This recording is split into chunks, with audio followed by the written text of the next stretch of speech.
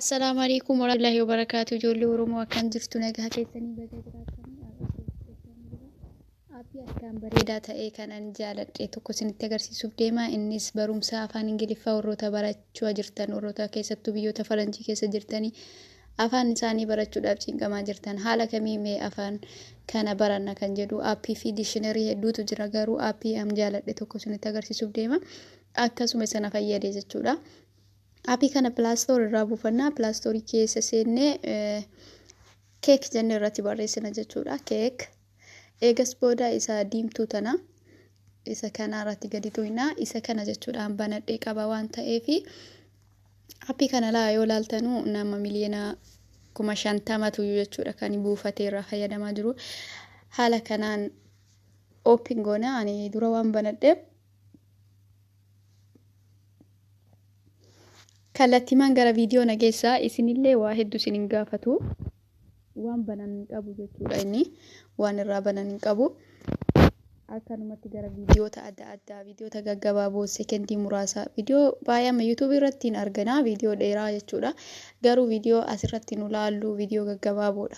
Warroota Ingiliffaan haayii ta'anii jechuudha warroonni asirratti dhufan. Eegas dubbisnee eega yookaan sagalee san caqafannee booda mootuyyuu ofii kennaa uffattanna sagalee san jechuudha. Mee viidiyoo tokko ragaxuunee haalaallu waliin.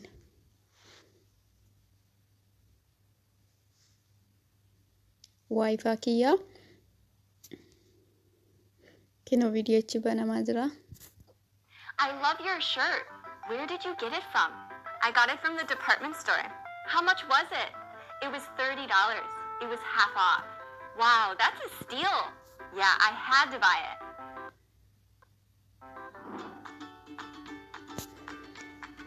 Wanta asitti dubbatanillee kinoo jalatti barraayaa jechuudha. Miingi isaa jechuudha jalatti barraayaa akkasuma jechama tokko keessaa isinii fudhata. Jechamni sunillee kinoo asitti kan barraahee jiru kana jechuudha. Boota I got the half off kan jedhu kana jechuudha. Isa kana ammallee kinoo asitti barraahee jira. Sagalee yoo barbaadan kinoo I got it half off. sagalee kana caqafattan jechuudha. Ka isinii jechama tokkocha guyyaatti yoo qabattan sunuyyuu gahaadha jechuudha. Viidiyoo kana keessaa wanti isin fudhattan jechama kana jarri isinii ka fudhatu jechuudha aappii kanarratti. Achi booda kana caqafattanii speak sayatu tanarratti tuqxanii istaarii tanarratti ofii keessanii of yaaltan jechuudha jettanii jecha kana. Yoo tarte si dabarsaa yoo kuftes liivalii si kenna jechuudha. Sadarkaatii akkam akka jettee eessatti akka dogongorte. Kanaafuu haala saniin irraa baradhaa. Aappiin kun baay'ee tokko nama fayyada. Nama itti yaadeetiin sagaleewwan asirra jiruu fi viidiyoo gaggabaaboo kana keessaa guyyaatti viidiyoo keessaa jecha tokko yoo fudhatte baay'ee si fayyada waan ta'eef itti fayyadamaa jedha.